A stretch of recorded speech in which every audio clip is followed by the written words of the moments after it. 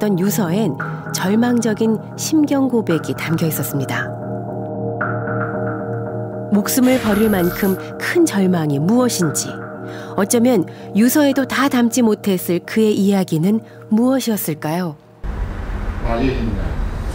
모두 오해 살다가 2012년 8월 24일 날 이사를 갔어요. 이미 2년 전에 이사를 갔답니다. 다행히 김 씨에게 세를 줬던 집주인과 연락이 닿았는데요. 뭔가 생활을 정상적으로 하셨는 것 같은 느낌은 전혀 못 받았어요. 그러니까 집도 너무 엉망이었고 어디를 좀 앉아야 될지 잘 모를 정도 같은 좀 그런. 아무튼 되게 외롭게 사셨다는 거는 느낌을 받았는 것 같아요. 당시 혼자 살았다는 김 씨. 형편도 썩 넉넉해 보이지 않았답니다. 어디로 이사 가셨는지는 아세요? 예, 몰라요. 근데 아무튼 월세로 간다고 하는 것 같았어요. 그러니까 제가 생각하기에 뭐 2천만 원도 큰 돈도 아닌데 이 돈을 또 월세로 들어가시면 어떡하나 이런 제가 생각은 했었거든요. 전세 보증금 2천만 원을 찾아 떠난 김 씨. 그 뒤 2년 동안 김 씨는 그 어디에도 전입신고를 하지 않았습니다. 그 시간 동안 그에겐 무슨 일이 있었던 걸까요? 김 씨는 유서에서 스스로를 죄인이라 말했습니다. 앞을 봐도 뒤를 봐도 고통뿐인 삶, 눈물로라도 죄를 씻고 싶다고 했습니다.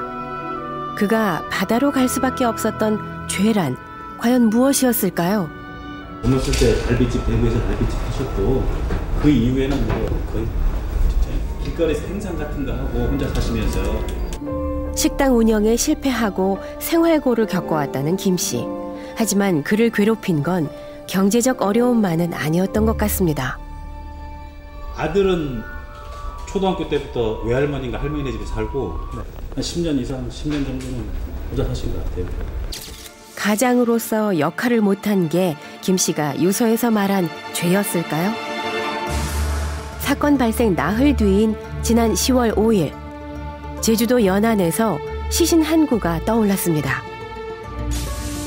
바로 두 번째 실종자 이상호 씨였습니다. 승객과 승무원들이 다가가 말도 걸고 신경을 썼지만 끝내 투신을 막지 못해 더욱 안타까움이 컸었는데요.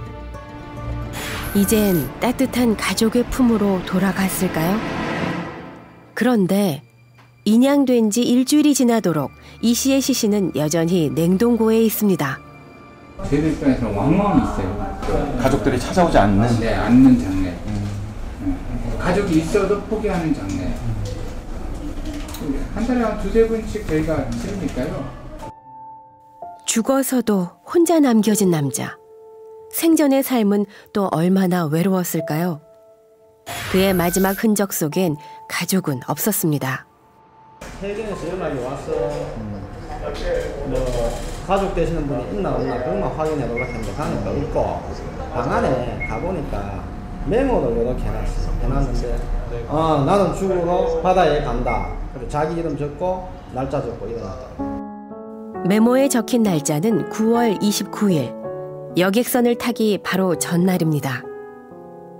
제1한국인이었던 이 씨는 한국에 가족이 없었습니다. 홀로 살던 아파트도 자신의 손으로 깨끗이 정리한 듯 보였습니다. 이 씨는 실종되던 순간까지 흰색 보따리 하나를 품고 있었습니다. 그것은 차마 두고 나올 수 없었던 삶에 대한 마지막 애착이었을까요? 문도 다 열려 있었고. 아, 문도 열려 있었어요? 또 안 그러면 못 들어가죠. 자기 집에서 자살을 해도요, 문 열어놓고 자살합니다. 그래야 발견되기 때문에. 누군가 집을 찾아와 자신이 남긴 마지막 메모를 발견해 주길 바랐던 것인지도 모릅니다.